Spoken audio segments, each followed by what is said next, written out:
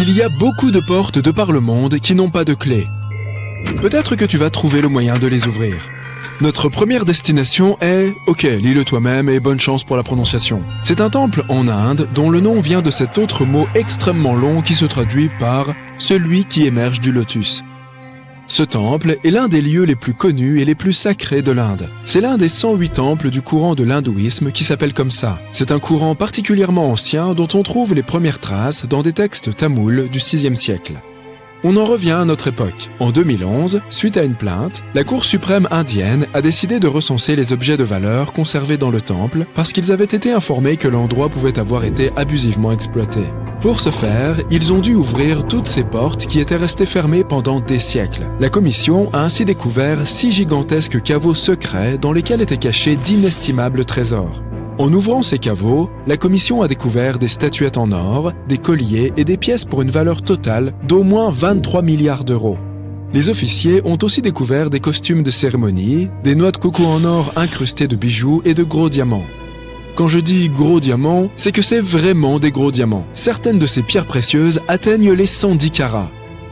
Pour te donner une idée, une petite statuette en or de cette collection a une valeur estimée d'environ 31 millions d'euros. Après cette découverte digne d'un conte des mille et une nuits, le temple s'est équipé de détecteurs de métaux, de caméras et d'autres appareils de sécurité avant l'arrivée des premiers visiteurs. Le temple est maintenant encerclé par plein d'agents de sécurité. Mais est-ce qu'il protège le trésor ou est-ce qu'il y a quelque chose d'encore plus mystérieux dans ce temple?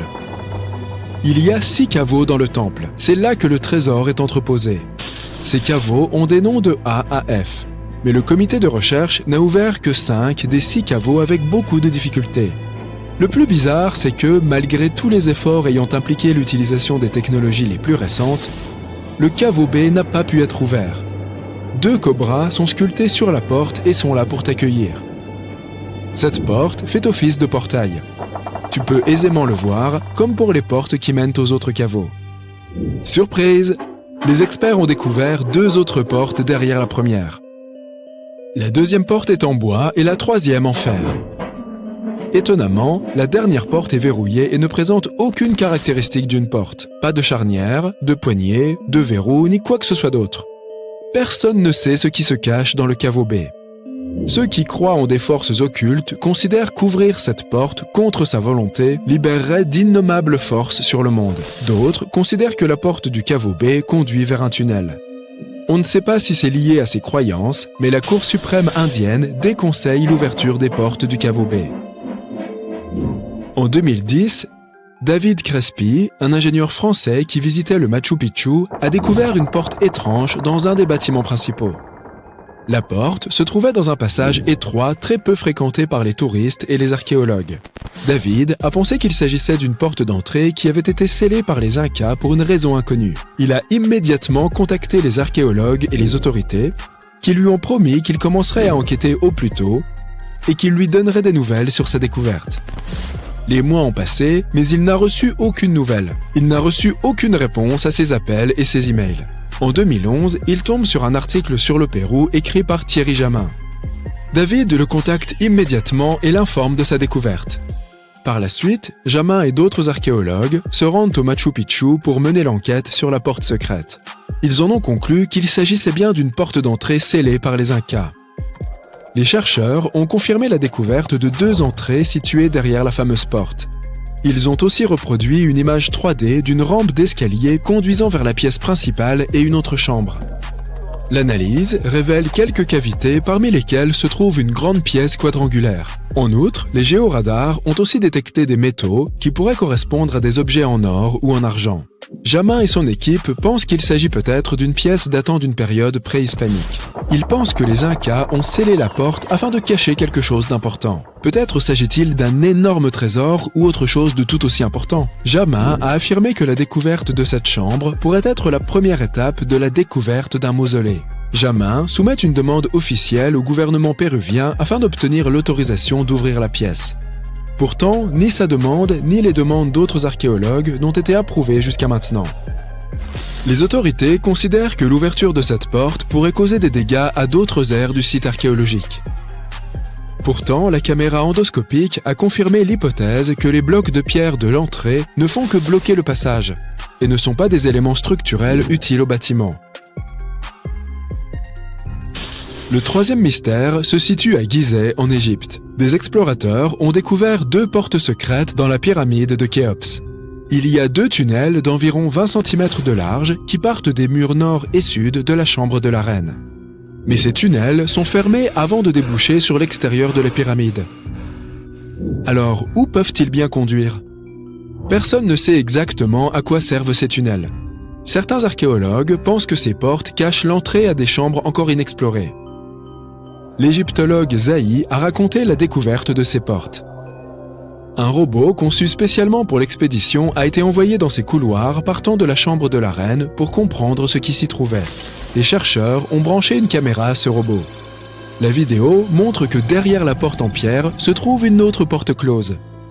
Les archéologues étaient stupéfaits d'avoir découvert une porte au lieu d'une impasse.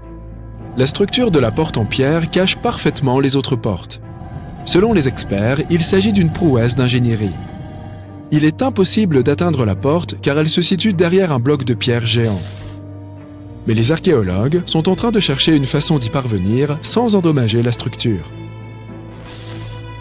Ces nouvelles découvertes n'ont fait que confondre encore plus les archéologues au lieu d'apporter des réponses à leurs questions. Dernière étape de notre voyage, le Taj Mahal, le palais de l'amour. L'empereur moghol Shah Jahan a fait construire ce mausolée à la mémoire de sa femme bien-aimée, Mumtaz Mahal. La quantité de portes du Taj Mahal est si importante que cette vidéo durerait des jours si on commençait à parler de toutes les pièces scellées du palais. Selon les experts, si l'on ouvrait ces portes maintenant, des centaines d'années après leur fermeture définitive, on se retrouverait à devoir faire face à des exhalations de monoxyde de carbone. Et si ce gaz entrait en contact avec le marbre, il se transformerait en carbonate de calcium, ce qui pourrait fissurer les minarets du Taj Mahal. Une légende dit que l'ouverture de ces portes libérerait une terrible malédiction emprisonnée dans les chambres souterraines du mausolée. Un petit bonus du Canada. La porte de la chambre 873. C'est une chambre du Fairmont Banff Springs Hotel, ouvert en 1888. Voici l'histoire. Il y a des dizaines d'années, un crime a été commis dans cette chambre. Après l'enquête, l'administration de l'hôtel a décidé de réaménager la chambre et de continuer à la louer à d'autres voyageurs. La rumeur dit que les hôtes logeant dans cette chambre avaient été témoins d'étranges phénomènes. Ils entendaient des bruits bizarres et la télé de la chambre ne cessait de clignoter. On dit que la porte de la chambre 873 a été murée avec des briques. Les hôtes curieux qui ont entendu parler de ces histoires traînent dans les couloirs là où se trouvait l'entrée de la chambre en tapant sur les murs pour contacter d'éventuels fantômes. Laquelle de ces portes voudrais-tu ouvrir ?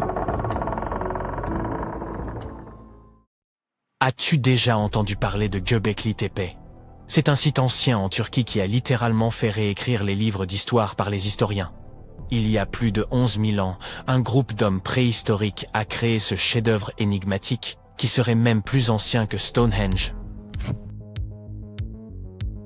Avant sa découverte, les archéologues croyaient que les gens ne connaissaient pas encore le fer et n'étaient pas bien doués pour faire de la poterie. Ils étaient convaincus que la vie sédentaire n'avait émergé qu'avec le besoin d'agriculture. Mais Göbekli Tepe a déjoué cette croyance. Ce lieu a révélé que c'était le temple qui avait ouvert la voie à une vie sédentaire, et non pas un mode de vie agraire. Jusqu'à cette découverte, les chercheurs pensaient que c'était l'agriculture qui avait été le catalyseur de la vie sédentaire. Voici le professeur Schmidt, l'homme dont les découvertes ont bouleversé cette théorie. Il a réussi à prouver que des communautés de chasseurs-cueilleurs avaient posé les toutes premières fondations de ce mode de vie. Retour dans les années 60, d'autres archéologues ont visité la région, mais ils ont totalement manqué le coche. En arpentant la région, ils sont tombés sur une colline, où étaient dispersées quelques dalles de calcaire, et en ont conclu qu'il s'agissait simplement d'un ancien cimetière datant du Moyen-Âge. Ils étaient à loin de se douter qu'il y avait tant à découvrir. En 1994, Schmidt s'est lancé dans sa propre enquête sur les sites préhistoriques de la région. Et surprise, il a immédiatement réalisé qu'il avait découvert quelque chose d'extraordinairement unique. Contrairement aux plateaux plats et stériles voisins, Göbekli Tepe présentait un sommet doucement arrondi, s'élevant à 15 mètres au-dessus du paysage environnant. De façon plutôt comique, la traduction du nom de cet endroit est « la colline Ventru ». Schmidt était sûr que seuls des humains auraient pu créer une chose pareille. Ces morceaux de calcaire brisés qui étaient pris à tort pour des pierres tombales se sont avérés être bien plus passionnants. C'était comme tomber sur un trésor caché. Les fragments ont pris un tout nouveau sens, et Schmidt avec son équipe se sont apprêtés à plonger dans les secrets cachés sous la surface. À leur grande surprise, ils n'ont trouvé aucune trace d'habitation.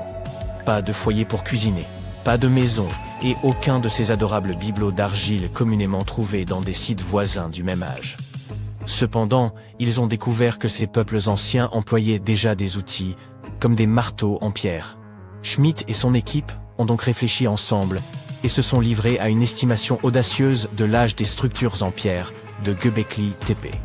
Leur estimation a été confirmée par quelques datations au carbone effectuées sur place. L'aspect si ancien de ce lieu commençait enfin à avoir du sens. C'était comme un puzzle qui s'assemblait lentement. On pourrait penser qu'à l'époque, les gens n'avaient pas d'outils dédiés à la création de quelque chose d'aussi impressionnant que Göbekli Tepe. C'est faux. Il s'avère que ces hommes préhistoriques utilisaient des outils en silex au lieu de burin en métal sophistiqué. Ils étaient également doués pour tailler le calcaire plus doux et créer des piliers sur place. Ensuite, ils charriaient les piliers sur une courte distance jusqu'au sommet et les plaçaient verticalement. Une fois que les anneaux de pierre étaient terminés, on les couvrait de couches de terre. Avec le temps, on ajoutait de nouveaux anneaux, et voilà. Ça nous donne une colline épatante pour impressionner les gens dans le futur. Au cours de leur première année de fouilles, l'équipe a retrouvé près de 15 000 fragments d'ossements provenant de créatures sauvages. Les autochtones n'avaient pas d'animaux domestiques et ne cultivaient pas leur propre nourriture. Ils chassaient des bêtes sauvages pour leur repas. Mais les choses étaient sur le point de changer, car l'endroit présentait tout ce dont ils avaient besoin pour commencer à se livrer à l'agriculture. Les scientifiques affirmaient qu'ils disposèrent de céréales et de moutons sauvages qui auraient pu être domestiqués. Et devine quoi ? À seulement 32 km de là, dans un village préhistorique, des généticiens ont retrouvé des traces des plus anciennes souches de blé domestiquées au monde. Ces découvertes sensationnelles ont complètement changé notre vision de la civilisation. Dans le passé, les experts pensaient que les gens devaient d'abord apprendre à cultiver, puis s'installer dans un endroit avant de pouvoir y construire des temples, et développer une société complexe. Mais devine quoi ? Les recherches de Schmidt bouleversent cette notion. Il affirme que l'effort incroyable consacré à la construction de ces structures étonnantes a en réalité préparé le terrain en vue du développement de sociétés avancées. Cela signifie que ces changements sociétaux et culturels sont survenus avant l'agriculture. Schmidt entretient cette hypothèse fascinante à propos de Göbekli Tepe.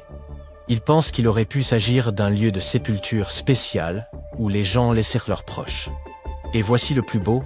Le site funéraire était orné de statues élégantes et de symboles, représentant des divinités de l'autre monde.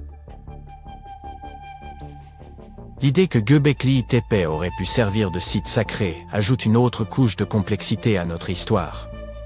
Alors que le véritable intérêt du site peut nous échapper, les réflexions de Schmidt nous invitent à considérer le lien profond qui unit la vie et l'au-delà et le respect que ces sociétés de chasseurs-cueilleurs auraient peut-être nourri pour leurs défunts ancêtres. Maintenant, évoquons les stars du spectacle. Les fascinantes colonnes en forme de T qui dominent Göbekli Tepe. Ces structures mystérieuses mesurent de 3 à 6 mètres de hauteur et représentent très probablement des figures humaines stylisées. Mais l'une d'elles se distingue du reste. Un bas-relief de lion en 3 dimensions. Cette représentation stimule vraiment notre imagination. Pourquoi ? Parce qu'elle suggère la possibilité que des lions aient erré en Anatolie durant la période néolithique. Ces pierres levées sont disposées en cercle et placées dans des fosses rectangulaires. Chaque cercle a une configuration similaire. 2 grands piliers en forme de T au centre, entourés de piliers légèrement plus petits, orientés vers l'intérieur. Tu parles d'un arrangement élégant. Ces imposants piliers atteignent les 5 mètres et pèsent entre 7 et 10 tonnes.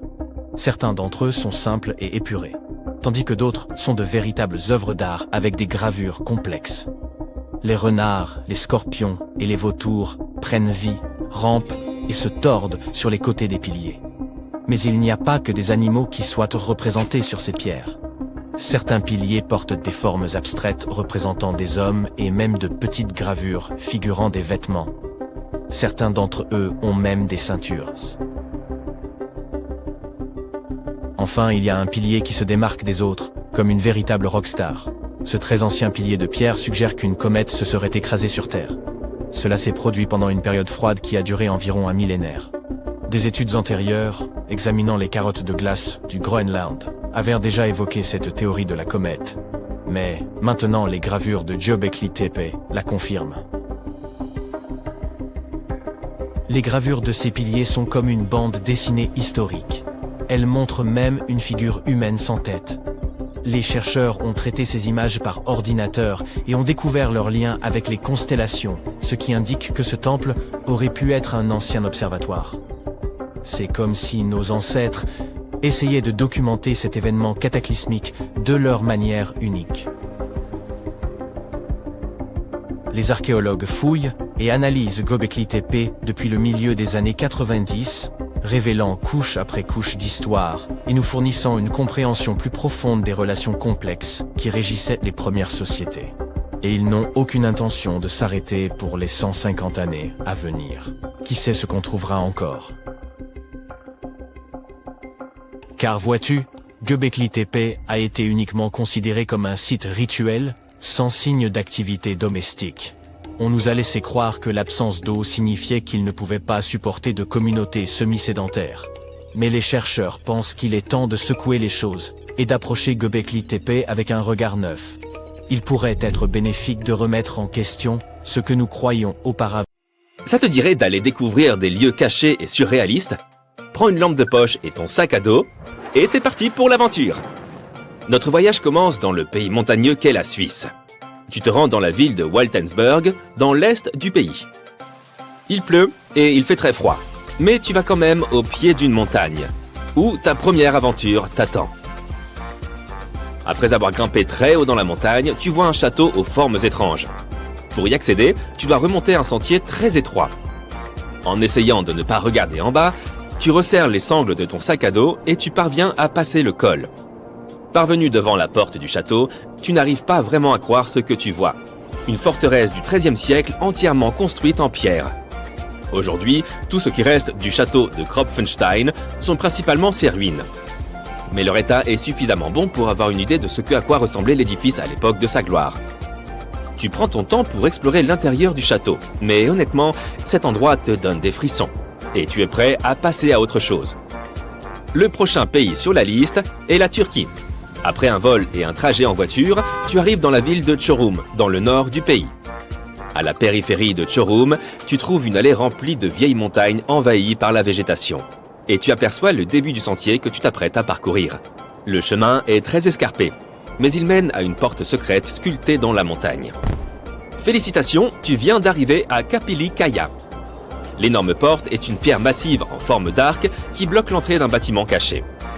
Les experts pensent qu'elle existe depuis le IIe siècle avant Jésus-Christ.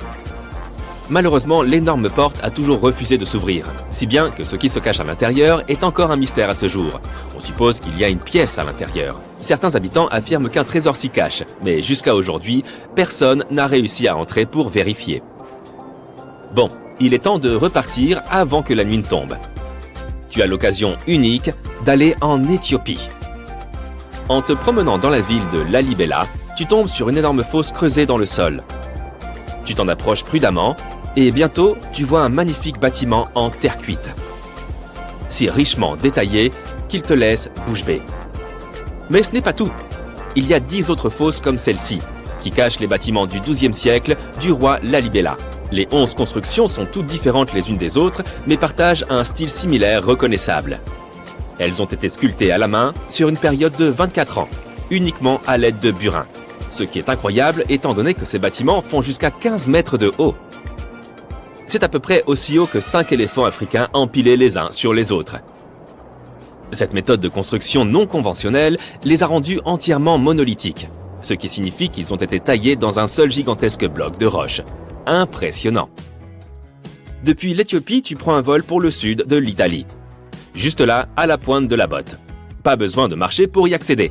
Ton ami t'emmène sur un site appelé Sassi di Matera. C'est une ville paléolithique, sculptée dans la pente d'une colline abrupte. Tu auras peut-être l'impression d'avoir voyagé dans le temps car les maisons en pierre et les bâtiments anciens ne ressemblent en rien de ce que tu as déjà vu.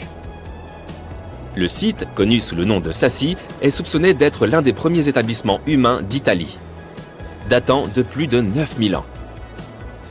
En te promenant dans la ville, tu seras peut-être invité à entrer dans l'une des maisons en forme de grotte. Et aussi bizarre que cela puisse paraître, certaines des rues passent au-dessus des maisons. Tu as déjà grandement étendu tes connaissances en architecture rupestre. Mais il reste encore quelques sites sur ta liste. Tu te diriges donc vers la Slovénie pour visiter le plus grand château troglodyte du monde. Ce château médiéval a été construit au sommet d'une falaise de 122 mètres de haut et a été conçu pour être imprenable. Heureusement, il est aujourd'hui possible d'y entrer facilement. Mais si tu cherches un moyen plus stimulant et moins touristique d'entrer, tu peux accéder au château par l'un de ses nombreux tunnels souterrains. Ils ont été construits il y a plus de 800 ans pour le propriétaire du château. Il avait besoin de passages secrets pour s'approvisionner en douce. Aujourd'hui, le Chaco de Predjama est à la fois enchanteur et mystérieux, selon que tu le visites par une journée chaude et ensoleillée ou une nuit froide et brumeuse. Après cette expérience médiévale, tu pars visiter Petra, un magnifique site jordanien situé au milieu du désert. N'oublie pas d'emporter une grande quantité d'eau et de crème solaire, car il va faire chaud. Mais ce site en vaut la peine. La cité de Petra est une merveille du monde antique. Au IVe siècle avant Jésus-Christ, cette région était un centre d'échange au carrefour de routes commerciales. Petra était une ville riche, où vivaient les Nabatéens, une tribu bédouine arabe qui a prospéré dans la région pendant de nombreuses années. La structure en forme de porte sculptée dans la roche qui a rendu Petra célèbre est appelée le trésor du pharaon. Elle se trouve à l'entrée principale du site et on dit qu'un trésor est caché à l'intérieur. Tu pourrais être tenté d'aller voir par toi-même, mais c'est encore une toute autre aventure. Pour l'instant, tu sautes dans un autre avion. Cette fois à destination des Amériques. Tout d'abord, tu visites les États-Unis, et plus précisément l'État montagneux du Colorado. Tu te rends au parc national de Mesa Verde. Là, au milieu d'une végétation abondante, tu trouveras plus de 600 habitations construites dans une grotte sous la falaise, creusée profondément dans le flanc de la montagne. Cet ancien village est aujourd'hui considéré comme un site du patrimoine. La tribu locale des Pueblos l'a construit dans les années 1190. L'un des principaux bâtiments s'appelle le Cliff Palace. C'est une des constructions à plusieurs étages faites de grès et de mortier de boue. Le palace abrite à lui seul plus de 150 chambres. Si tu te sens en forme, tu peux visiter la maison du balcon. Pour y accéder, tu devras grimper sur une échelle de 10 mètres. Tu pourras alors voir un village de taille moyenne composé de 38 pièces, dont 2 kivas. Ce sont des chambres traditionnelles qui ont été construites par les Pueblos à des fins cérémonielles. Toujours aux États-Unis, tu te rends dans les collines du Dakota du Sud. Tu es là pour visiter l'une des sculptures humaines les plus impressionnantes du monde, le mont Rushmore. Mais qu'est-ce que cet endroit a de si mystérieux ? Eh bien, pendant la construction du mont Rushmore, un tunnel secret de 21 mètres de long a été construit derrière la tête d'Abraham Lincoln. Le tunnel était censé contenir tous les documents et artefacts importants pour l'histoire des États-Unis. Mais après y avoir bien réfléchi, les concepteurs ont décidé qu'il valait mieux les cacher dans une boîte sécurisée dans le sol du tunnel.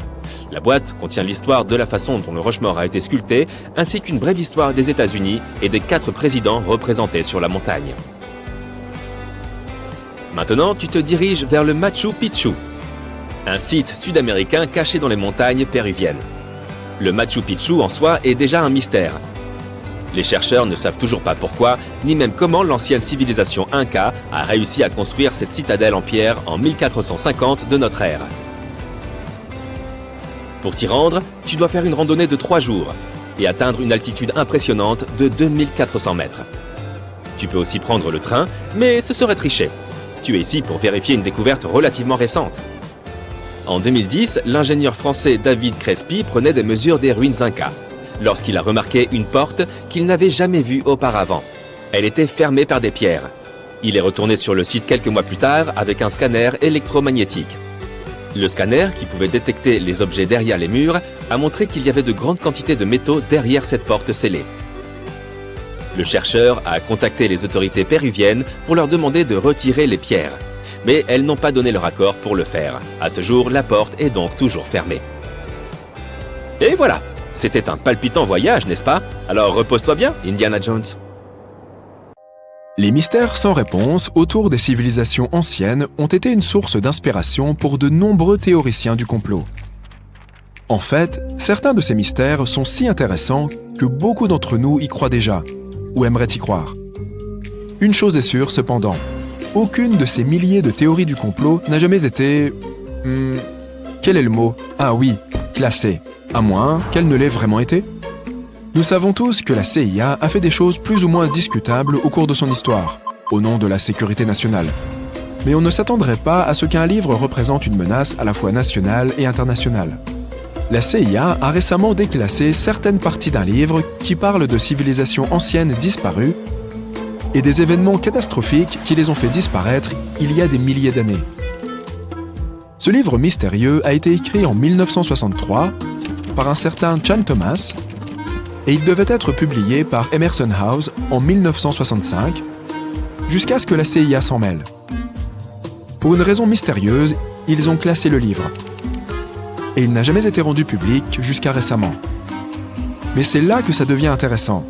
Le livre a été déclassé en 2013 en raison de la loi sur la liberté d'information. Mais il n'a été rendu public qu'en 2016. Et ce qui a été rendu public soulève vraiment quelques questions. La version originale de ce document comptait 284 pages. Mais l'essai en PDF qui a été publié était fortement censuré et ne comportait que 57 pages, soit 1/5 de l'ensemble du document. Les pages ont été éditées, avant d'être rendues publiques, de telle sorte que l'on ne remarque même pas que les autres pages sont manquantes. Personne ne sait vraiment pourquoi ce livre a été classé secret en premier lieu. Mais d'après ce qu'on a laissé entendre, il a un contenu des plus intéressants. L'auteur du livre avait une imagination débordante et une grande passion pour les civilisations anciennes. Et même si ce qu'il a à dire fait réfléchir, certaines choses sont tout simplement bizarres. Il pense que notre planète est enfermée dans un cycle sans fin de déplacement des pôles et de la croûte terrestre, qui sont responsables de l'extinction massive de nombreuses civilisations qui existaient il y a plus de 6000 ans, avant même les Sumériens. Il pense que ces événements ont causé plus de dommages à la Terre que les météores, et il fonde cette théorie sur quelques artefacts qui existent dans le monde entier, mais qui n'ont pas vraiment été remarqués jusqu'à récemment. Mais j'y reviendrai dans un instant. Les extinctions massives dont parle le livre comprennent la fin de la période glaciaire, lorsque d'énormes couches de glace de 3,2 km d'épaisseur ont disparu d'Europe du Nord, d'Amérique du Nord et du Canada, entraînant l'extinction de centaines d'espèces. Et voici comment l'auteur illustre son hypothèse.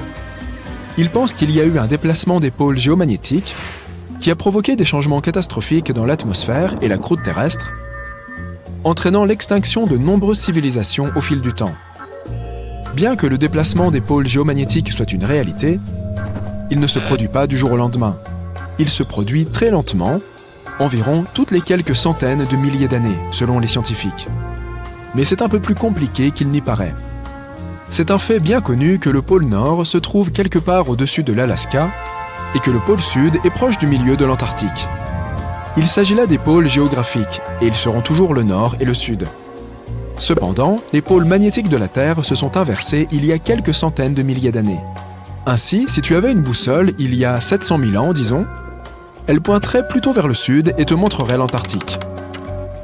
Mais l'auteur du livre a une théorie différente.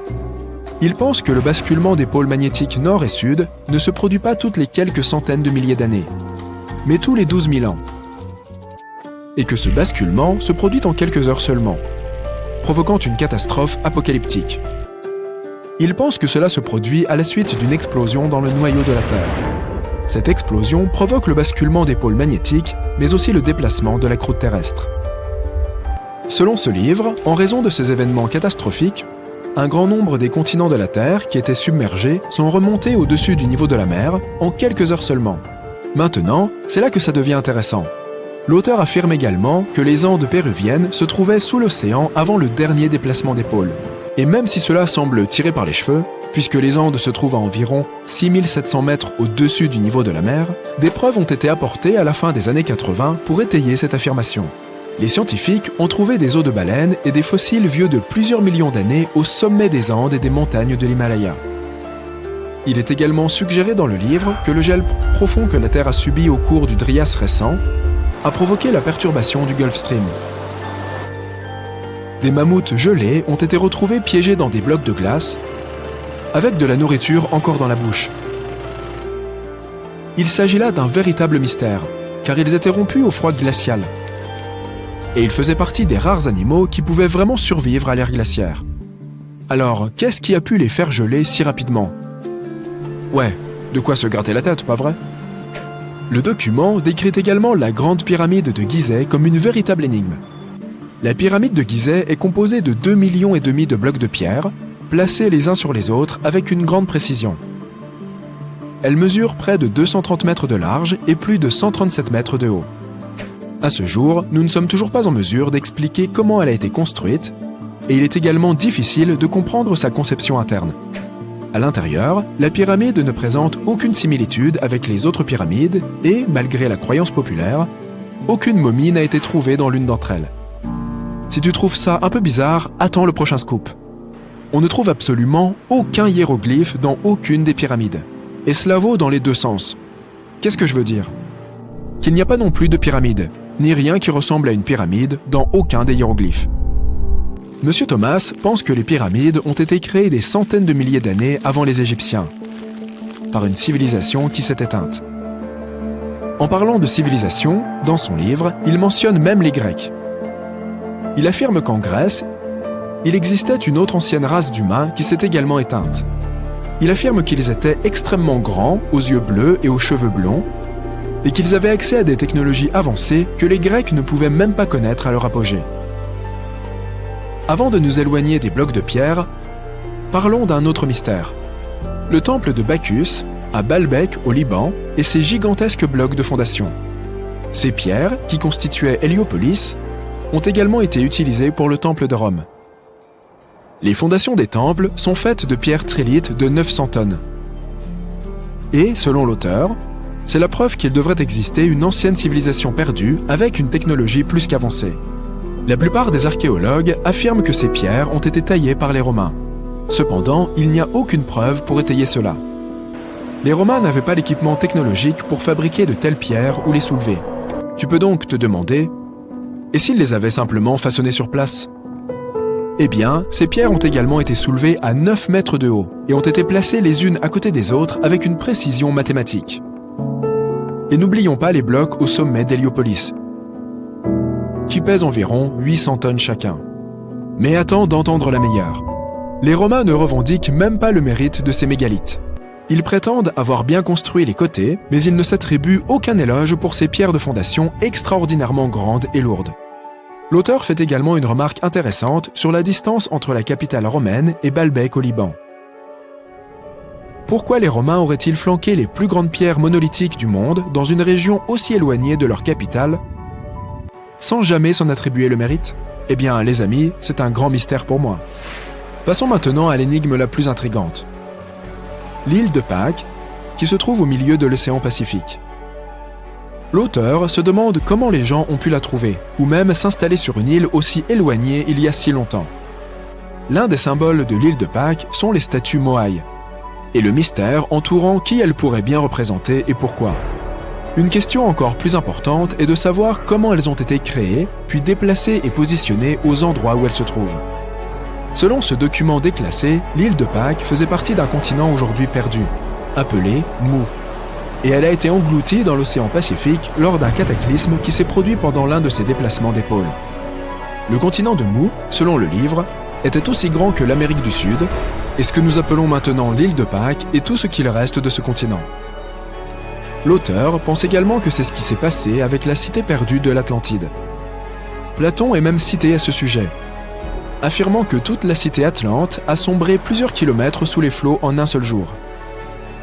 Même si cette histoire semble tout à fait intrigante et présente des points fascinants, Nous savons que, scientifiquement parlant, un déplacement cataclysmique des pôles, entraînant l'extinction de civilisations entières, n'est tout simplement pas possible. Les scientifiques font chaque jour des découvertes qui changent le monde, mais même eux peuvent être confrontés à des mystères insolvables. Voici 10 choses qui ont pu déconcerter les chercheurs. Imagine que tu entendes constamment un bourdonnement à basse fréquence et que personne ne puisse en définir la source. Environ 4% de la population mondiale affirme entendre le hum. C'est un son sans lien avec la région où il se produit. Et on veut dire par là que des gens du monde entier l'entendent, de sorte que l'on parle parfois du hum de Taos ou de celui d'Auckland en fonction de la région où il se fait entendre. Ce son se situe juste au seuil de l'ouïe humaine. Les gens disent l'entendre moins lorsqu'ils se trouvent en extérieur, alors qu'il devient plus fort à l'intérieur, et particulièrement la nuit. Ce qui est encore plus effrayant, c'est que tu ne peux plus t'empêcher de l'entendre une fois que tu l'as perçu. Certains affirment que le phénomène aurait commencé à Londres à l'époque de Charles Dickens, l'auteur d'Oliver Twist, et que ce son de basse fréquence proviendrait en fait de la clameur populaire. Ou pas. Les premiers cas ont été enregistrés à Bristol, au Royaume-Uni, et remontent au milieu des années 1970. Les scientifiques ont diverses théories concernant l'origine du hum et sur la raison pour laquelle seules certaines personnes peuvent l'entendre. Pour autant, ils n'ont pas encore de réponse claire. Il pourrait se produire lorsque les vagues se déplacent le long du plancher océanique et font trembler la Terre lorsqu'elles entrent en collision avec les plateaux continentaux. Ou bien il pourrait se produire en raison des éruptions volcaniques et des tremblements de terre. Oh, et que dire des signaux radio à ultra basse fréquence utilisés pour communiquer avec les sous-marins ou même de la 5G. L'upsweep est un autre type de son non identifié. Il a été détecté en 1991 dans l'océan Pacifique et ce son est suffisamment aigu pour être enregistré à travers tout l'océan. Les scientifiques entretiennent l'hypothèse que ce son pourrait être lié à l'activité volcanique sous-marine. Il est intéressant de noter que son volume a diminué par rapport au niveau qu'il avait lors de sa première découverte, mais on peut toujours bel et bien le détecter. De plus, il observe un rythme saisonnier et atteint son volume le plus élevé au printemps et à l'automne. Est-ce lié au changement de saison? Personne ne le sait vraiment. Le mystère suivant consiste en un monument de forme conique trouvé dans la mer de Galilée, en Israël. Cette structure sous-marine a été découverte accidentellement par balayage sonar en 2003, mais ses résultats n'ont été publiés qu'en 2013. Le monument pèserait près de 60 000 tonnes et a été submergé par la montée des eaux il y a bien longtemps. Les archéologues demeurent perplexes devant cette découverte, parce qu'ils ne parviennent pas à déterminer son origine, pas plus que sa fonction. Ainsi, cette structure immense et singulière demeure un mystère. Passons à Göbekli Tepe en Turquie. Ce lieu présente l'un des sites les plus importants du monde sur le plan archéologique. Pourquoi une telle importance? Eh bien parce qu'il recèle d'imposantes pierres sculptées vieilles d'environ 11 000 ans. Pour mettre les choses en perspective, c'est environ 6 000 ans plus ancien que Stonehenge. D'anciennes peuplades ont érigé ces pierres avant même de commencer à maîtriser la métallurgie, l'agriculture ou la poterie. La seule existence de cet endroit va donc à l'encontre de la chronologie des civilisations telles que nous la connaissons, à savoir celle où les gens cultivent d'abord et construisent ensuite. Apparemment, ce n'était pas le cas ici. Quoi qu'il en soit, une question se pose. Quelle était la fonction de ce site? A-t-il été conçu pour vénérer des forces surnaturelles? En effet, les archéologues pensent qu'il pourrait s'agir du plus vieux temple au monde. Paléodiction nodosum. Oui, je sais que ça ressemble à une formule magique. Il s'agit en fait d'un fossile vivant trouvé au fond de l'océan. Une créature fabrique bien ses terriers hexagonaux, c'est certain. Pourtant, les scientifiques ne parviennent toujours pas à en identifier l'artiste. Qu'entendons-nous par fossile vivant? Eh bien, Paléodiction nodosum est une créature dont on pense qu'elle produit un type de terrier presque identique au fossile de Paléodiction. Est-ce une sorte de ver qui les a creusés? Les chercheurs l'ignorent. Une chose est sûre, il ne s'agit pas d'un phénomène aléatoire créé par des mouvements géologiques. En parlant de fossiles, jette donc un coup d'œil à ce géant. On le surnomme officieusement Godzillus. Il a été découvert en 2011 par un paléontologue amateur, un scientifique étudiant l'histoire de la vie terrestre en analysant notamment des traces fossiles. Mais revenons à Godzillus. Il mesure près de 2 mètres de long pour 3 mètres de hauteur. Ce fossile est vieux de 450 millions d'années et provient de l'époque où la région de Cincinnati était encore sous les eaux. Il pourrait s'agir d'un tapis d'algues fossilisé, mais certains scientifiques sont d'un avis différent. Voici un immense tunnel découvert en Amérique du Sud. Il serait vieux d'au moins 8 à 10 000 ans. Au début, les chercheurs ont commencé par découvrir quelques terriers colossaux. Ils étaient aussi vastes que soigneusement construits. Les géologues étaient stupéfaits, n'ayant encore jamais vu de telles structures auparavant. Aucun processus géologique connu ne permet d'expliquer leur formation. Les chercheurs connaissent d'ailleurs l'existence de ces terriers depuis les années 1930. Mais à l'époque, ils pensaient que ces tunnels avaient été creusés par des hommes préhistoriques, jusqu'à ce qu'ils découvrent d'énormes traces de griffes sur les murs et au plafond. Ils ont alors pensé que des espèces aujourd'hui disparues pourraient être à l'origine de ces marques. Et de nombreux géologues croient fermement être tombés sur des terriers de paresseux géants ou de tatous.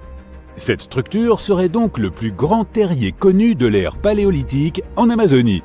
Pourtant, les experts se posent de nombreuses questions. Comment se fait-il qu'une structure aussi soignée ait pu se former naturellement ? Un chercheur a ensuite découvert une autre grotte étrange. Celle-ci se trouvait à des centaines de kilomètres de l'immense tunnel. Avance rapide. On compte maintenant plus de 1500 terriers de l'ère paléolithique découverts au Brésil. Ce qui est encore plus intéressant, c'est que certaines de ces grottes sont connectées à des tunnels qui mènent parfois à des chambres. Enchaînons avec un phénomène naturel. Et si on te disait que chaque année, surtout en octobre, des boules de feu apparaissent sur le Mékong en Thaïlande ?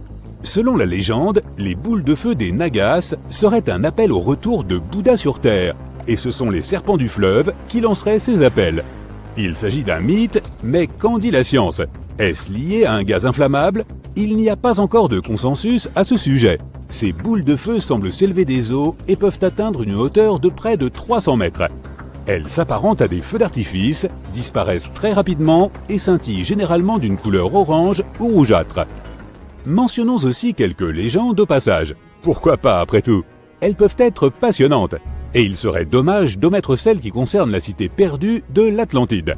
Comme tu le sais sûrement, la légende voudrait que l'Atlantide ait été submergée par l'océan il y a environ 11 000 ans. Depuis, scientifiques, mais aussi chasseurs de trésors et autres philosophes sont à la recherche de ce monde perdu. La route de Bimini pourrait-elle en être la trace ? En 1968, un plongeur a retrouvé d'étranges pierres au large des côtes de l'île de Bimini Nord, aux Bahamas. Ces pierres semblent avoir été fabriquées par l'homme. On dirait qu'elles ont été espacées de façon régulière et posées en rang ordonné. Les scientifiques ont été déconcertés, mais pas pour longtemps. La datation au carbone de ces blocs a révélé que des forces géologiques avaient créé cette route naturellement. Il n'y avait pas de marque d'outils ou de signes indiquant que les blocs avaient été empilés les uns sur les autres. Les recherches se poursuivent, mais les scientifiques pensent en général que ces blocs ont été créés par l'érosion. Je suppose que le scoop de l'Atlantide n'est pas pour demain. Imagine, tu te promènes sur la plage et tu vois des dizaines de pieuvres passer devant toi. En 2017, un groupe de personnes au Pays de Galles a précisément assisté à cela. Pourquoi ces créatures sont-elles sorties de l'océan ? Personne ne connaît la réponse. Le groupe a rapporté avoir vu 20 à 30 pieuvres ramper sur le sable. Ils ont bien cherché quelques signes de blessures chez elles, mais n'ont rien trouvé. Pour finir, ils ont déclaré avoir rejeté ces animaux à la mer. Il est intéressant de noter que les pieuvres ont continué à ramper sur le rivage jusque dans la nuit. Les experts disent qu'il est difficile d'être sûr de la raison qui a pu pousser ces mollusques sur la plage sans procéder à un examen physique. Ils spéculent encore sur la raison de ce phénomène rare et singulier. S'agirait-il d'une surpopulation de pieuvres ? Une autre étude souligne que plus les pêcheurs s'attaquent aux grands animaux qui se nourrissent de ces pieuvres, plus leur population augmente. C'est peut-être pour cela que ces dernières n'ont d'autre choix que d'aller plus loin pour trouver de la nourriture ou un abri. Mais sans recherches approfondies, il n'y a là que des théories. Il y a aussi beaucoup de choses que nous ignorons encore sur l'espace. Voici donc une info bonus sur la source jaunâtre de toute vie. Existe-t-il un endroit sur Terre qui pourrait t'emmener vers une autre dimension ? En 1997, le téléphone d'une émission de radio américaine a retenti. Le standardiste a décroché et a reçu probablement l'un des appels les plus singuliers de sa carrière.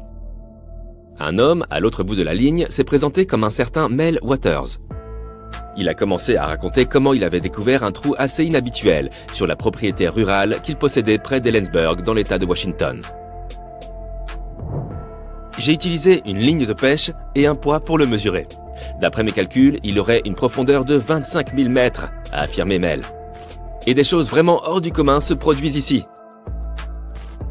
Il évoquait un rayon noir, capable de sortir du trou et de se projeter dans le ciel pendant une certaine période de la journée. Il croyait que le trou avait des pouvoirs magiques, comme redonner la vie aux animaux et prétendument mettre le feu à la glace. Ouais, même la glace en question n'a même pas fondu. Elle aurait brûlé comme du charbon. L'appel a été rendu public. Et Mel a réussi à convaincre de nombreux auditeurs que son histoire était vraie. Un géologue du nom de Jack Powell était particulièrement intéressé par l'histoire qu'il avait entendue à la radio. Il l'a trouvée quelque peu curieuse, notamment parce que Mel avait affirmé qu'il s'agissait d'un puits sans fond. Jack, qui avait travaillé dans le domaine de la géologie pendant des décennies, savait que le puits le plus profond qui soit ne se trouvait qu'à un peu plus de 12 000 mètres sous la surface. Jack a commencé à enquêter sur cette affaire mystérieuse. Mais peu importe ses efforts, il n'a pas réussi à trouver le trou. Et en approfondissant son enquête, il n'a même pas réussi à trouver de personnes nommées Mel Waters qui vivent près d'Ellensburg, dans l'État de Washington. Après que l'appel téléphonique ait été diffusé, le mystérieux Mel a même affirmé qu'on avait tenté de le soudoyer pour qu'il arrête de parler du trou. Toute cette histoire est devenue une légende urbaine. Plus tard, de nombreuses personnes ont affirmé avoir retrouvé ce gouffre et avoir vu des choses étranges s'y produire.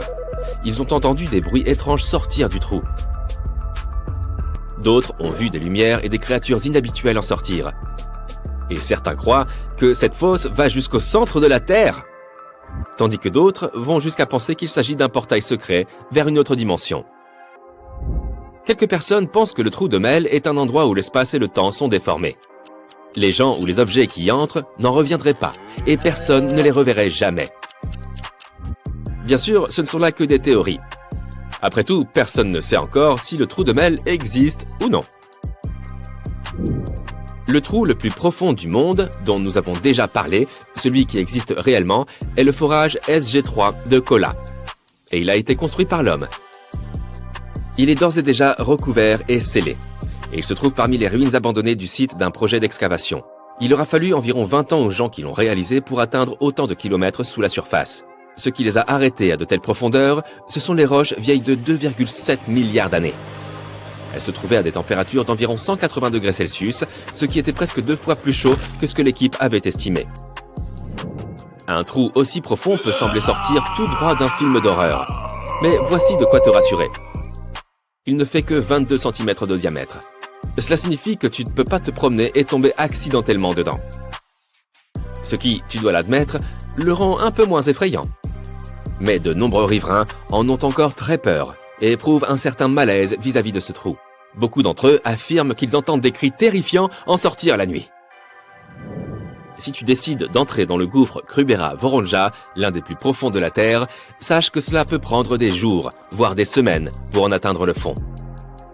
Cet énorme complexe de grottes est situé en Géorgie et se trouve à plus de 2 km sous la surface. Il est même considéré comme l'Everest des réseaux de grottes. Ce gouffre a l'air vraiment effrayant, alors imagine-toi un instant y descendre. Mais il abrite aussi une diversité fascinante d'animaux sauvages. On trouve aussi un bassin rempli d'eau tout au fond. La fosse de Berkeley Pit est un trou toxique. C'est une ancienne mine de cuivre à ciel ouvert située dans l'ouest des États-Unis. Le trou fait 1,6 km de long pour 800 mètres de large. Il a une profondeur de 540 mètres, ce qui est plus haut que l'Empire State Building.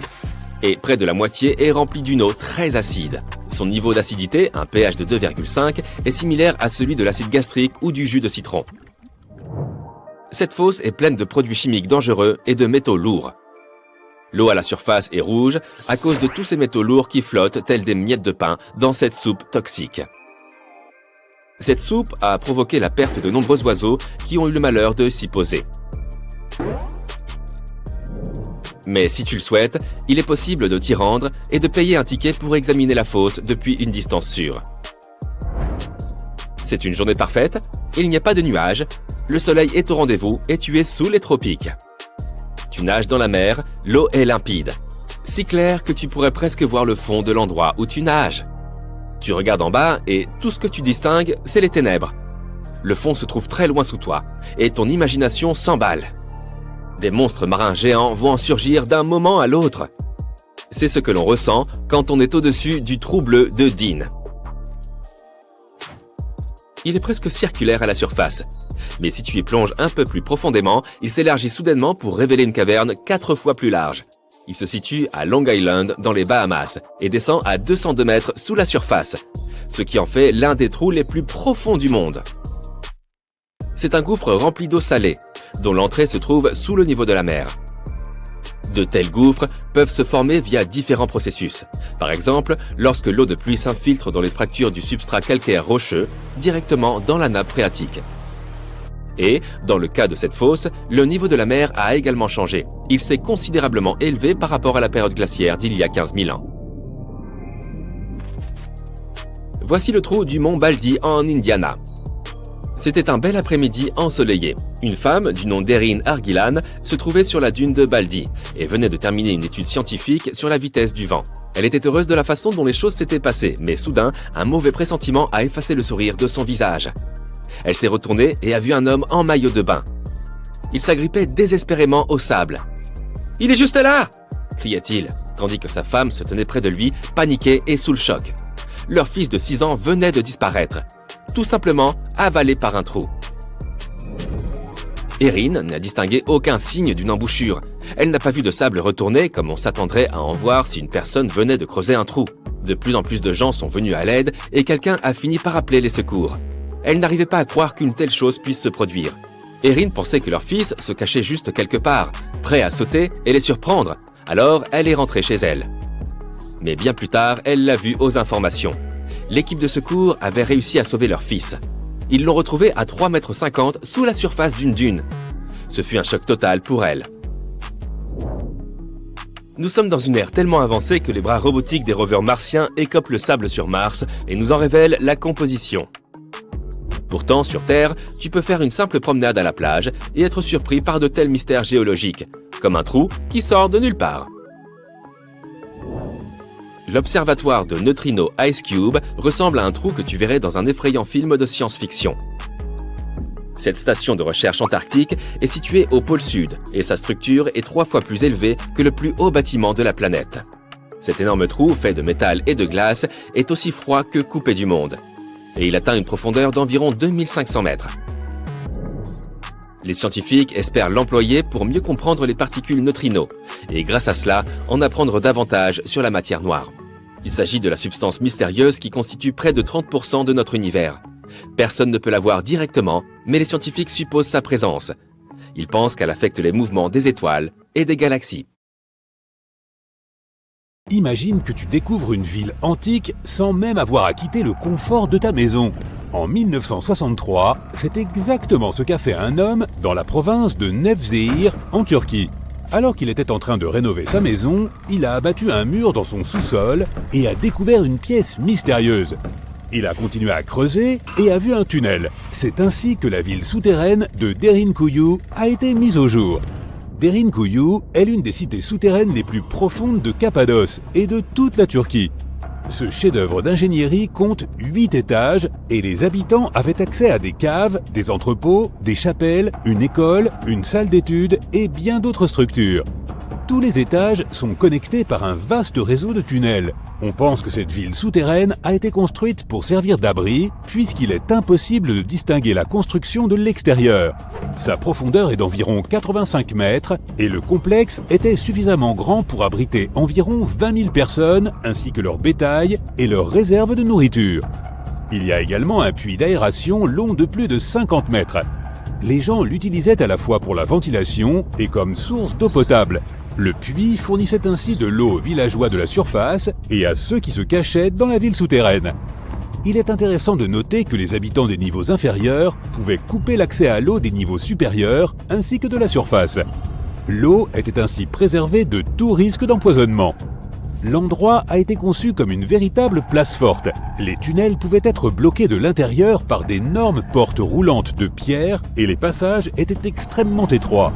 Les envahisseurs potentiels devaient donc pénétrer dans les tunnels un par un. On dirait qu'ils avaient pensé à tout au 7e siècle avant notre ère. Les archéologues pensent que ce sont les Phrygiens qui ont construit les premiers étages. Après eux, la structure a été mise à profit et encore améliorée à l'époque romaine. C'est à ce moment que les chapelles ont été ajoutées. L'âge d'or de Derinkuyu se situe cependant durant l'ère byzantine. Mais comment ces gens ont-ils réussi à créer de pareils tunnels ? La roche dans laquelle ils ont été creusés n'avait rien d'ordinaire. Il s'agissait d'une roche volcanique remarquablement tendre. Elle est apparue des suites d'un processus géologique qui avait commencé il y a des millions d'années. Les éruptions volcaniques ont alors recouvert la région d'une épaisse couche de cendres, et ces cendres se sont ensuite agglomérées pour former cette roche tendre. Lorsque les forces naturelles du vent et de l'eau ont érodé les parties les plus friables, seuls les éléments durs sont restés.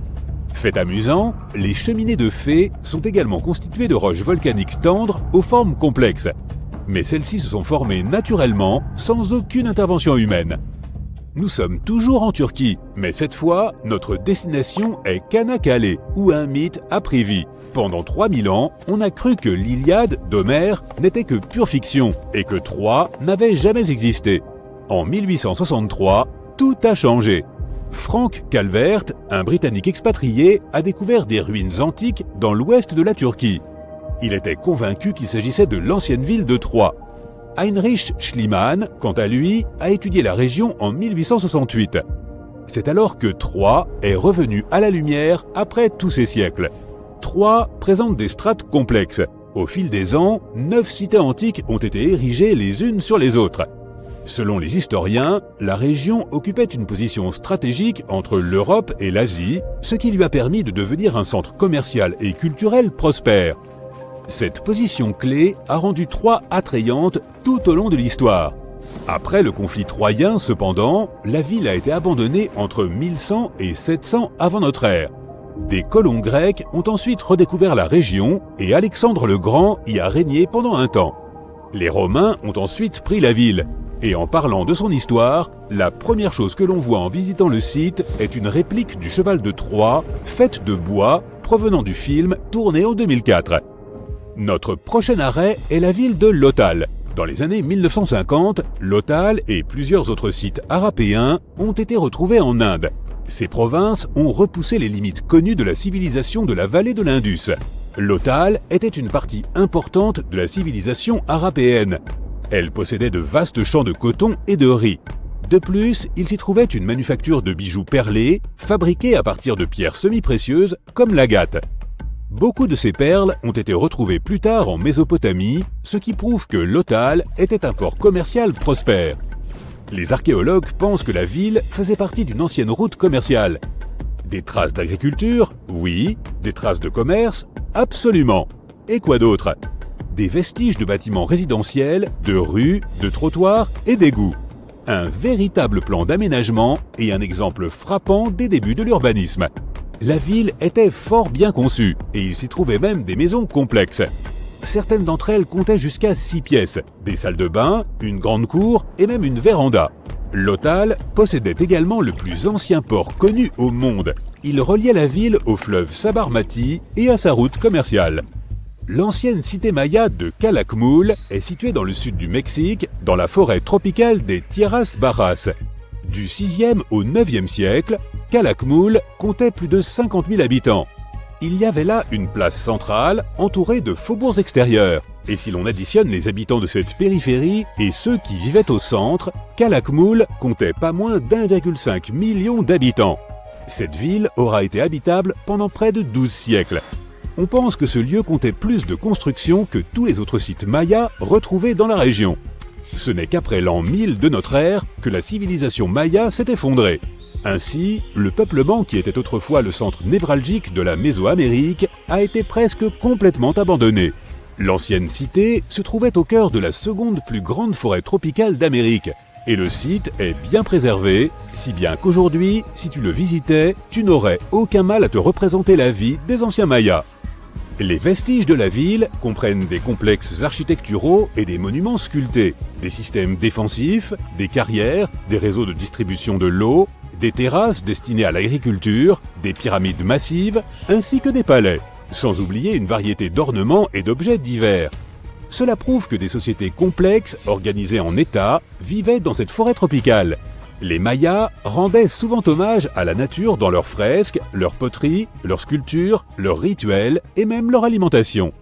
Passons maintenant à un endroit que les gens ne croyaient même pas exister. La cité de Tonis Héracléon n'apparaît que dans quelques inscriptions et textes anciens. Il s'avère qu'elle attendait d'être découverte depuis des milliers d'années. Les scientifiques ont fouillé la majeure partie de la côte égyptienne. C'est alors que l'archéologue Franck Gaudiot et son équipe ont détecté un visage colossal qui les regardait depuis le fond marin. La cité antique d'Héracléon a été découverte complètement submergée à 6 km des côtes d'Alexandrie. Dans les ruines de la cité perdue se trouvaient 64 navires, 700 ancres et un monceau de pièces d'or. Les archéologues considèrent que les vestiges du temple, flanqués d'une statue de 5 mètres de haut, sont les découvertes les plus importantes de cette expédition. Il y a longtemps, la cité organisait des cérémonies et des fêtes dans le temple d'Amon. Les ruines et les objets retrouvés sont faits de granit et de diorite et sont donc restés en bon état, même après avoir été au contact de l'eau pendant des siècles. Ils donnent un aperçu de ce qu'était la vie il y a 2300 ans, dans l'un des plus importants ports commerciaux au monde. La ville disposait d'un réseau de canaux. On peut la comparer à une sorte de Venise de l'Égypte ancienne. Et ces canaux reliaient de nombreux ports et points d'ancrage. Des tours, des temples, des maisons et d'autres structures étaient également connectés par des ponts. Tonis Héracléon était le principal comptoir du pays pour le commerce et la collecte d'impôts. Personne ne sait vraiment comment la ville s'est retrouvée submergée, mais les archéologues l'attribuent à des causes naturelles. À la fin du IIe siècle avant notre ère, probablement à la suite d'une inondation, Héracléon a été recouverte d'eau. C'est alors qu'Alexandrie, la ville fondée par Alexandre le Grand, est devenue plus glorieuse qu'Héracléon. Avant la renommée de celle-ci, Héracléon était le principal port d'entrée en Égypte. Ainsi, après la catastrophe, de nombreux navires faisant cap sur Héracléon ont dû changer d'itinéraire pour se diriger vers Alexandrie. Héracléon a alors sombré dans l'oubli jusqu'à sa redécouverte en 1933. Mesa Verde est un parc national américain situé dans le Colorado. Ce parc représente la plus grande réserve archéologique des États-Unis, avec plus de 5000 sites, dont 600 habitations à flanc de falaise. Mesa Verde signifie « la table verte » en espagnol. Elle doit ce nom à la forme des montagnes de la région, avec leurs sommets plats et leurs flancs abrupts. Le parc est un site archéologique de l'ancien peuple des Anasazi. À partir de 7500 avant notre ère, un groupe de paléo-indiens nomades a vécu de façon saisonnière à Mesa Verde. Ils étaient chasseurs, cueilleurs et cultivateurs, et ce sont eux qui ont construit les premiers pueblos de la région. À la fin du XIIe siècle, les habitants de Mesa Verde ont commencé à construire des habitations massives. Nous sommes dans les Caraïbes, et voici le peuple Taïno. Les scientifiques ont longtemps pensé qu'ils étaient dits les premiers habitants des Grandes Antilles, et que ce peuple parcourait les îles bien avant que Christophe Colomb ne découvre cet endroit. Cependant, une découverte récente a montré que d'autres peuples vivaient là. On les appelle les peuples archaïques, et ils sont désignés, ainsi pour leur capacité à utiliser des outils en pierre.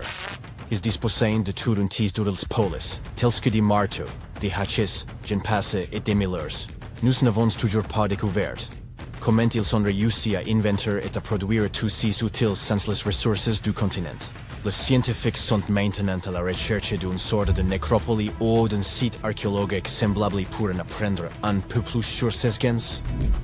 Un autre site curieux a été découvert il y a quelques années non loin de la Floride. Celui-ci est également précolombien, mais il semble que ses habitants aient été plus intéressés par la mode que par les outils en pierre. Les chercheurs ont découvert un ensemble de 37 anneaux en coquilles de huîtres. De nombreux foyers possédaient ces anneaux et leurs occupants produisaient des perles à partir des coquilles de créatures marines. D'ailleurs, il y a longtemps, les perles n'avaient pas seulement un intérêt décoratif, mais constituaient également un instrument social. Les gens les cousaient sur leurs vêtements pour manifester leur pouvoir ou leur richesse. Parfois, les archéologues parviennent à découvrir des villes entières. C'est exactement ce qu'a fait Eleni Korka, une archéologue grecque. Elle a trouvé la ville perdue de Tenay en 2018. Ce n'était pas une heureuse coïncidence. Toute la recherche aura pris pas moins de 34 ans. Par ailleurs, Tenay était même considérée comme une ville mythique. La cité de Tenay fut fondée par les Troyens et les textes anciens affirmaient qu'elle était immensément riche. Yup, il semble que ces textes aient dit vrai. Les archéologues ont découvert environ 200 pièces de monnaie sur le site. Des bijoux ont également été retrouvés. Par exemple, un anneau de fer orné d'un sceau. Ils ont également trouvé une pièce d'or qui aurait servi à payer le voyage vers l'au-delà. Car oui, les gens de cette culture croyaient en l'existence de l'au-delà et qu'il leur fallait payer le billet pour y accéder. Les sols en terre cuite, en pierre et en marbre découverts nous aident à imaginer à quoi ressemblaient leurs habitations. Ah, et les archéologues y ont aussi trouvé des vases, bien entendu. L'un des premiers exemples d'art créé par l'homme se trouve dans la grotte d'Altamira, dans le nord de l'Espagne. Les peintures d'une grotte paléolithique sont assez particulières parce qu'elles ne sont pas monochromes, mais présentent plusieurs couleurs combinées. Pourtant, ces premiers chefs-d'œuvre sont restés longtemps cachés. Ils n'ont été découverts qu'en 1868 et cette grotte est aujourd'hui inscrite au patrimoine mondial de l'UNESCO. Malgré leur ancienneté, ces peintures sont bien préservées, car elles ont été bien isolées pendant tout ce temps. Comme la galerie était située au plus profond d'une grotte, il était presque impossible que des phénomènes climatiques extérieurs affectent ces chefs-d'œuvre préhistoriques. Nous sommes à présent en Angleterre, en 2009. Et voici Terry Herbert, membre du club de recherche et de détection de métaux de Bloxwich. Un jour, il inspectait nonchalamment des terres agricoles labourées dans le Staffordshire avec son détecteur de métaux. Il espérait sans doute trouver quelque chose de spécial. Mais je parie qu'il ne s'attendait pas à ce sur quoi il est tombé. Il a découvert une chose que les archéologues considéreraient plus tard comme le plus grand trésor d'orfèvrerie anglo-saxonne jamais mis au jour. Il existe une liste des objets découverts. Mais si je commence à te la lire, ça va nous prendre bien trop longtemps. Pour faire court, les archéologues ont retrouvé pour 5 kilos d'or, plus d'1 kilo d'argent et environ 3500 bijoux. Il n'est pas étonnant que cette découverte soit surnommée le trésor de Staffordshire Hoard. Le Birmingham Museum et plusieurs musées de poterie se sont cotisés pour racheter l'ensemble de la collection pour plus de 3 millions de livres.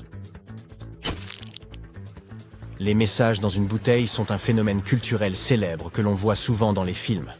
Mais il s'avère que cette méthode de conservation des lettres est tout à fait efficace. Les manuscrits de la mer Morte en sont la preuve. Dans les années 1940, des bergers bédouins ont découvert dans une grotte 7 manuscrits contenus dans des jarres d'argile. Il a été établi que ces rouleaux avaient environ 2000 ans. Mais ces manuscrits n'étaient que le début d'une série de grandes découvertes. Les Bédouins ont revendu ces manuscrits, mais les gens ont continué à en trouver d'autres. La dernière découverte a eu lieu en 2021. Et qui sait, peut-être y en a-t-il d'autres à découvrir. Une autre œuvre d'art retrouvée récemment dans une grotte est un coquillage peint. Ce fossile a été découvert dans le nord de l'Italie, et les chercheurs pensent que ces fossiles ont pu être collectés par des Néandertaliens. Cette découverte est curieuse pour une raison. On pense que les Néandertaliens étaient tout à fait primitifs. Mais ce coquillage tend à prouver le contraire. En 2004, Robert Muckle, professeur d'archéologie, a entendu parler d'un site particulier caché dans les forêts montagneuses de la côte nord de la Colombie-Britannique. Muckle savait que quelques vieilles boîtes de conserve et une lame de scie y avaient été découvertes. On pensait que cet endroit était une sorte de camp de bûcherons, mais des fouilles approfondies, qui auront duré 14 ans, ont révélé autre chose. En fait, il ne s'agissait pas d'un camp de bûcherons, mais d'une colonie japonaise depuis longtemps disparue. Les archéologues y ont découvert environ 1000 objets, bols à riz blancs et bleus, théières, montres de poche, bouteilles de saké et boutons de chemise. Les poteries n'étant pas très bien conservées, ils n'ont retrouvé que quelques centaines de fragments. Dans l'une de ses interviews, Muckle a mentionné qu'ils avaient également mis au jour les vestiges d'un bain public. La communauté qui vivait là était assez réduite, puisqu'on n'y a retrouvé que 14 maisons tout au plus. Les archéologues pensent qu'ils ont pu vivre ici en secret. Au fil des siècles, les préférences des hommes ont évolué. La mode a bien évidemment changé, nos maisons aussi, sans parler de nos technologies. Mais il y a une chose qui est restée la même, notre amour pour la bonne chair. Des archéologues sont parvenus à découvrir quelques-uns des plus anciens restes de la nourriture favorite de l'homme. En inspectant des poteries anciennes, ils ont réussi à déceler des traces des mets les plus appréciés, datant d'environ 2000 avant notre ère. Toutes celles espèces in siècle, et devinent de quelle nourriture il s'agissait. Non, ce n'est pas de la pizza ou des pites, mais del huile d'olive. Et ce n'est pas tout. Des chercheurs égyptiens ont découvert une substance grumeleuse dans d'anciennes jarres, qui s'est avérée être du fromage. Il datait du XIIIe siècle avant notre ère. J'imagine que ça ne sentait pas la rose, puisque ce fromage est estimé à plus de 3000 ans et qu'il était infesté de bactéries. Fait intéressant, ce fromage devait être tout à fait exquis. Après l'avoir analysé, les scientifiques sont arrivés à la conclusion qu'il avait été conçu avec différents laitages. Ils avancent que les anciens utilisaient un mélange de lait, de vache et de brebis ou de chèvre. Tu t'es probablement dit, bon, vous avez parlé de l'huile d'olive et du fromage, mais qu'en est-il du pain? Bien sûr, le pain est indissociable de la quasi-totalité des cultures, et différents peuples ont eu leur propre type de pain. Il existe d'ailleurs des preuves scientifiques que le pain a été l'un des premiers mets que l'homme a appris à cuisiner. Une équipe d'archéologues a retrouvé un pain vieux de plus de 400 000 ans, 14 400 pour être précis. Ce qui est étrange, c'est qu'à l'époque, les gens ne connaissaient pas l'agriculture. Ils n'étaient que des chasseurs-cueilleurs. Et techniquement, ce vieux pain précède l'âge de l'agriculture de 4000 ans. Eh oui, il y a encore beaucoup à apprendre sur l'ancien monde. Et voici le... Non, pas le soleil de la chanson des Beatles, mais voici l'info bonus. D'accord, il s'agit bien des Beatles. Je sais, il ne remonte pas à si longtemps. Le groupe a été formé en 1960. Mais toutes nos informations n'ont pas besoin de remonter à plusieurs milliers d'années pour être cool. En 1966, les Beatles ont interprété en direct leur chanson Paperback Writer lors de l'émission Top of the Pops. Pour une raison obscure, la BBC a négligé d'enregistrer la performance, et tous les fans étaient persuadés qu'elle était perdue à jamais. Sauf que non. Il s'est avéré que David Chandler, un fan du groupe, avait enregistré l'émission avec son propre équipement. Cet enregistrement a été longtemps oublié. Si vous franchissez cette petite porte de pierre à Hiérapolis, en Turquie, vous risquez de ne jamais en revenir vivant. Dans l'Antiquité, les gens pensaient qu'il s'agissait d'une sorte de portail vers les enfers. Les Romains entraient avec des taureaux en parfaite santé, et après quelques minutes, ils voyaient ces animaux s'effondrer, comme s'ils avaient été frappés par une force mystérieuse. Mais ce qui est encore plus étrange, c'est qu'il n'arrivait rien aux hommes, qui entraient et sortaient sans problème. Aujourd'hui, des études pourraient apporter une réponse à ce phénomène étrange. Tout cela serait lié à la taille des personnes. La porte, connue sous le nom de Plutonium, du nom de Pluton, la divinité du monde souterrain, est une porte de pierre qui ouvre sur une petite grotte de 3 mètres carrés. Mais le vrai danger est ce qui se passe en dessous. Hiérapolis se trouve sur une zone géologique très active. Et une grande fissure sous la ville émet constamment du dioxyde de carbone volcanique qui se présente sous la forme d'un brouillard visible. Pendant la journée, le soleil dissipe le gaz. La nuit, le gaz forme une sorte de lac sur le sol abrité de l'arène. À l'aube, vous devez sortir de là avant qu'il ne soit trop tard. Cet endroit est particulièrement dangereux juste avant le lever du soleil, lorsque la concentration de dioxyde de carbone, à environ 40 cm au-dessus du sol, atteint les 35%. Cela signifie que les oiseaux, les taureaux et même les humains peuvent suffoquer et mourir en quelques minutes. Mais il y a une explication scientifique qui permet de comprendre comment les Romains s'en sortaient indemnes. La concentration en dioxyde de carbone diminue rapidement avec l'altitude. Ainsi, les animaux périssaient tandis que leurs maîtres, plus grands et debout, pouvaient ressortir et respirer en toute sécurité.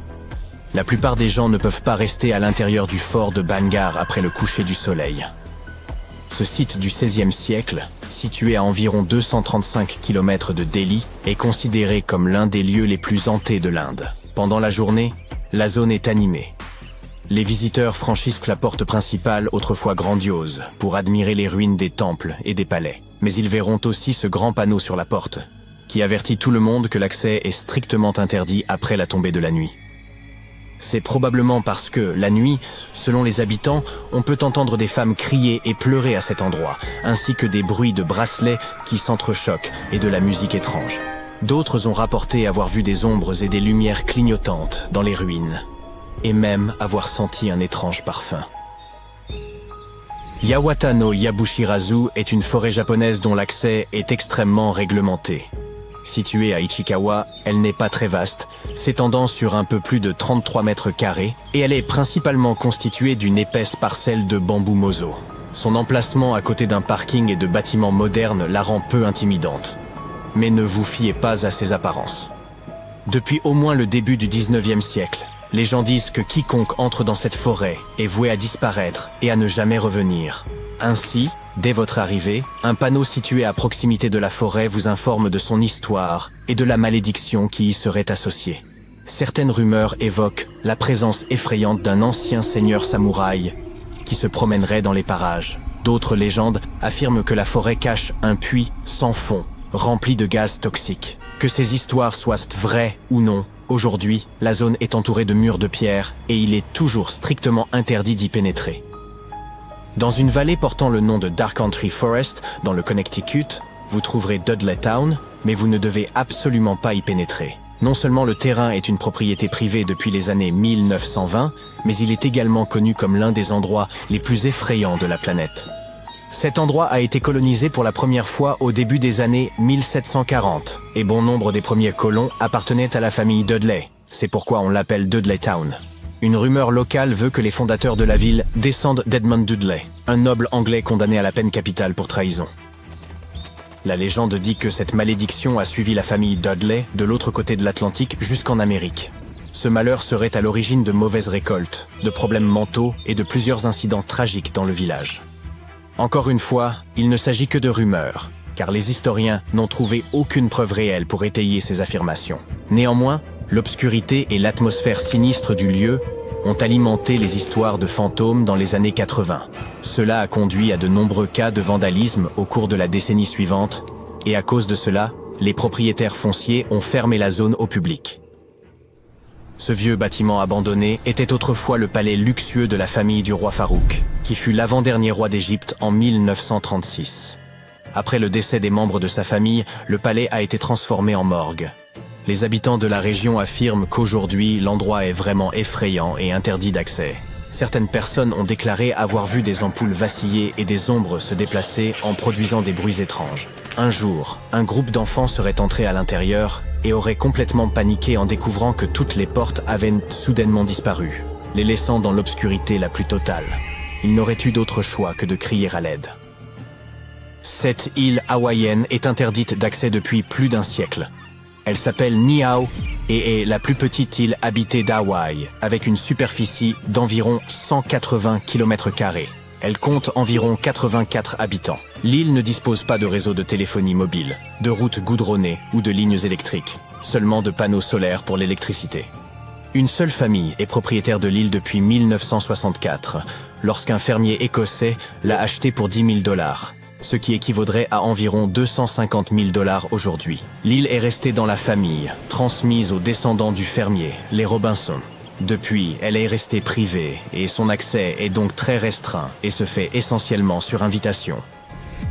Les tunnels d'Erdstall sont un réseau d'environ 2000 passages souterrains mystérieux que l'on trouve principalement en Europe centrale, notamment en Autriche et en Bavière. Ces tunnels sont généralement étroits et exigus, souvent juste assez large pour qu'une personne puisse s'y faufiler à la fois, et on pense qu'ils remontent au Moyen-Âge, peut-être au XIIe siècle. Ce qui intrigue le plus dans ces tunnels, c'est leur raison d'être. Malgré de nombreuses recherches, personne ne sait vraiment pourquoi ils ont été construits. Une théorie veut qu'ils aient été utilisés pour le stockage, mais comme beaucoup d'entre eux se trouvent en dessous du niveau de la mer et sont parfois remplis d'eau, cela ne semble pas très pratique. Ces tunnels ont des sections très étroites, assez angoissantes, et des chutes soudaines, ce qui ne semble pas non plus pratique pour un usage ordinaire. Voies d'évacuation, cachettes, lieux de spiritualité par exemple. Pour rendre les choses encore plus mystérieuses, on n'y a trouvé aucun artefact, ce qui rend leur raison d'être encore plus difficile à expliquer et à comprendre. Depuis 2019, les aventuriers peuvent se faire arrêter s'ils tentent d'escalader ce rocher. Uluru, également connu sous le nom d'Ayers Rock, est interdit d'accès car il est désormais considéré comme un site sacré par les communautés locales. Mais le fait qu'il soit aussi extrêmement dangereux a probablement joué un rôle important dans la décision de le fermer aux visiteurs. Ce rocher mesure 348 mètres de haut, soit la hauteur d'un immeuble de 80 étages. L'ascension de son sommet peut être très glissante, et les températures peuvent y atteindre 47 degrés Celsius en été, ce qui a entraîné des décès dus à la déshydratation et à des coups de chaleur. Un phénomène encore plus effrayant se produit au sommet du rocher juste après les orages. Lorsqu'il pleut, de petits crustacés ressemblant à des têtards, et qu'on appelle des triopes, éclosent dans les trous d'eau temporaires et les bassins rocheux de l'Uluru.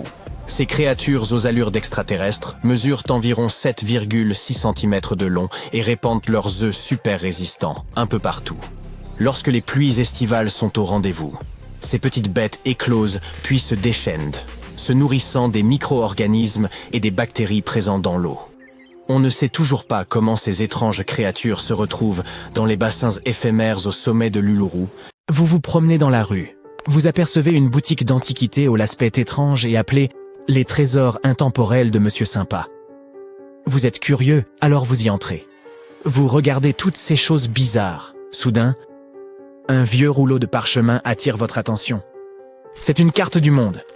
Mais quelque chose ne va pas. Au lieu de montrer les pays tels que vous les connaissez, elle indique l'emplacement de civilisations mythiques perdues et de leur monde. Monsieur Sympa, le propriétaire de la boutique, arrive à vos côtés après avoir réalisé votre trouble. Cette carte ne vous permettra sûrement pas de retrouver ces lieux, mais je peux vous raconter les légendes qui les entourent si vous le souhaitez, déclare-t-il. Permettez-moi de commencer par l'Atlantide. Vous pourriez la connaître comme étant le royaume sous-marin d'Aquaman, mais en réalité, l'île fictive de l'Atlantide a été introduite pour la première fois dans 2 des œuvres de Platon. D'après lui, Atlantis était une civilisation hautement avancée et qui aurait existé environ 9000 ans avant son propre temps. Son histoire aurait été transmise par les poètes, philosophes et autres dramaturges. Platon a écrit au sujet de l'Atlantide et de ses habitants, afin d'illustrer une morale, et pour mettre en garde contre les dangers de l'arrogance ainsi que la chute inévitable de ceux qui cherchent à accumuler trop de pouvoir. Dans ces dialogues, Platon décrivait l'Atlantide comme un grand et puissant empire, craint et respecté dans toutes les parties du monde. Elle avait été fondée par des êtres qui étaient mi-humains et mi-divins, et elle est très rapidement devenue une puissance navale de premier ordre. L'île regorgeant d'or, d'argent et d'autres métaux précieux, cela a très certainement aidé leur cause. Mais en plus de cela, elle était également connue pour son architecture, à couper le souffle, et sa technologie à nul autre égale, ainsi que pour ses innombrables animaux rares et exotiques. Les Atlantes étaient fiers de leur prodigieux accomplissement et de la perfection atteinte par leur civilisation. Mais cet excès d'orgueil allait causer leur perte. Ils se pensaient tellement supérieurs qu'ils auraient pu prendre le contrôle de n'importe quelle nation. Cela les a amenés à conduire une série d'invasions. Ils ont ainsi conquis de nombreuses terres de la Méditerranée. Mais lorsque le moment est venu d'entrer dans Athènes, les Athéniens les ont repoussés avec une force extraordinaire, de sorte que les Atlantes ont finalement été défaits. Platon affirmait que les dieux se sont alors mis en colère contre les Atlantes en raison de leur méchanceté, de leur cupidité et de leur manque de morale, si bien qu'elles les ont punis en déclenchant des tremblements de terre qui ont fait sombrer l'Atlantide sous les flots. Bien que les premières traces écrites de l'Atlantide soient les œuvres de Platon, certaines personnes croient toujours que son histoire est basée sur des faits concrets et ont essayé d'identifier l'île de l'Atlantide sur la base de pays réels. Certains ont suggéré qu'elle aurait pu être située en Méditerranée, près des côtes espagnoles ou italiennes. D'autres encore pensaient qu'elle aurait pu se trouver dans les Caraïbes, au large de l'Amérique centrale ou de l'Amérique du Sud. Mais il n'existait aucune preuve tangible permettant d'étayer ces affirmations. Une théorie en particulier a semblé plus plausible que toutes les autres. Située dans la mer Égée, l'île de Santorin était le foyer d'une culture minoenne très avancée. Cependant, en raison d'une énorme éruption volcanique, cette société avait été détruite il y a environ 3600 ans, provoquant la disparition soudaine de la civilisation minoenne. Ce similitude entre les Atlantes fictifs et les Minoens historiques ont fait de Santorin la parfaite candidate pour toutes ces spéculations. Pourtant, quelques incohérences majeures persistaient, comme le fait que le moment où Platon replace la destruction de l'Atlantide ne coïncide pas du tout avec celui de l'éruption de Santorin. Ainsi, l'Atlantide continue de n'être considérée comme rien de plus qu'une légende populaire dans le monde scientifique. Progressons maintenant sur la carte en direction du Septentrion, poursuit Monsieur Sympa. Selon la mythologie celtique bretonne, il existait autrefois une ville magnifique appelée Oise, également connue sous le nom de Caeris, et qui surplombait la fameuse baie de Douarnenez en Bretagne. Elle aurait été la cité la plus prospère de tout l'Atlantique. Elle était surtout célèbre pour ses jardins somptueux et ses majestueux édifices. Et tous ses sujets y vivaient heureux et jouissaient du plus grand confort. Daut, qui était la fille du roi Gradelon dans les légendes et la littérature bretonne, nourrissait un amour profond pour l'océan. Elle avait supplié son père de construire une ville au bord de la mer, et c'est ainsi que la ville d'Ys avait été fondée. Elle était bien loin de se douter qu'elle se rendrait responsable de la destruction du cadeau tant chéri que lui avait fait son père. Car voyez-vous, comme la ville était entourée par les flots, il fallait bien qu'elle soit protégée par une digue, flanquée de nombreuses écluses, et ses portes ne pouvaient être ouvertes qu'à marée basse. Et le seul à posséder les clés de ces portes n'était autre que le roi lui-même. Un jour, un beau chevalier vêtu de rouge parvint à la ville, mais ne put en franchir les portes. La princesse d'Ahut était tant éprise de lui qu'elle voulut le laisser entrer. Elle n'ignorait pas que son père était le gardien de l'unique clé de la ville. Alors elle se faufila dans sa chambre pour la lui dérober. Puis elle la confia à son beau chevalier, afin qu'il puisse pénétrer dans la cité et que tous deux puissent enfin naître ensemble. Cependant, le chevalier rouge s'avéra être le diable en personne, et il laissa intentionnellement la porte ouverte face à la mer déchaînée. Les vagues eurent tôt fait d'engloutir tout Kérys. Le roi Gradlon parvint à s'échapper sur son cheval magique, mais pas sa fille. Elle fut transformée en une sirène maléfique, condamnée à attirer les marins vers leur perte. Aujourd'hui, si vous vous rendez à Quimper, en Bretagne, vous pouvez y trouver la statue du roi Gradlon chevauchant son destrier. Bien que la ville d'Ys ne soit qu'une légende, certains habitants de la côte bretonne racontent que les jours où les eaux sont calmes, vous pouvez encore entendre le carillon des cloches de la ville profondément sous la mer, si vous tendez l'oreille. Monsieur Sympa pointe ensuite l'océan Indien sur la carte et dit « Maintenant, avez-vous déjà entendu parler du continent perdu de Lémurie ?» Au milieu du 19e siècle, quelques savants ont suggéré qu'il existait autrefois un continent dans l'océan Indien, quelque part près du sud de l'actuel Sri Lanka. Le premier à populariser cette théorie aura été l'avocat britannique et zoologiste Philip Lutley Sclater. Dans son article « Les mammifères de Madagascar », il a prétendu avoir retrouvé des fossiles de lémurs en Inde plutôt qu'en Afrique. Cependant, cette découverte était proprement bouleversante pour lui, eu égard au fait que la terre d'origine des lémurs, Madagascar, se trouvait beaucoup plus proche de l'Afrique. Il a donc avancé que tout cela n'était possible que si un continent plus grand avait un jour connecté les deux. Il a suggéré que ce continent avait dû finalement sombrer au fond de l'océan. Il l'a ensuite baptisé la Lémurie, et ainsi est née cette théorie. Les chercheurs qui ont succédé à Sclater ont poussé sa théorie un peu plus loin, en avançant que la Lémurie aurait aussi été le foyer d'une race éteinte d'humains, appelée les Lémuriens, lesquels avaient 4 bras et d'énormes corps, et étaient également les ancêtres des humains modernes, ainsi que des petits lémurs contemporains. Bien entendu, au fur et à mesure que de nouvelles découvertes scientifiques ont été faites sur la tectonique des plaques, l'évolution des espèces et l'étude de l'ADN, les théories concernant le continent fictif de Lémurie ont été réfutées. La dernière terre de légende sur notre carte est Agartha, annonce Monsieur Sympa. Prenant ses racines dans le mysticisme oriental, une légende raconte qu'il existerait un royaume répondant au nom d'Agartha, et qui se trouverait profondément enfoui sous la surface de la Terre. C'est là que les 4 coins du monde seraient reliés par des chemins et des tunnels. On murmure qu'il existerait une entrée secrète vers Agartha, cachée dans le désert de Gobi, et qu'elle aurait été construite par les Agarthiens eux-mêmes en utilisant une technologie si avancée qu'elle ne pourrait pas être détectée par nous autres, les gens de la surface. Selon certaines croyances, Agartha existerait pour contrebalancer l'énergie du monde du dessus. Alors que nous vivons dans un état de précipitation et d'émotions exacerbées, ce monde sous nos pieds en serait l'exact opposé. D'aucuns affirment même que ceux qui ont échappé à la destruction de l'Atlantide se seraient réfugiés ici pour continuer leur vie au cœur de la Terre. Et pourtant, d'autres pensent qu'il s'agirait en réalité d'une contrée grouillante de toutes sortes de monstres.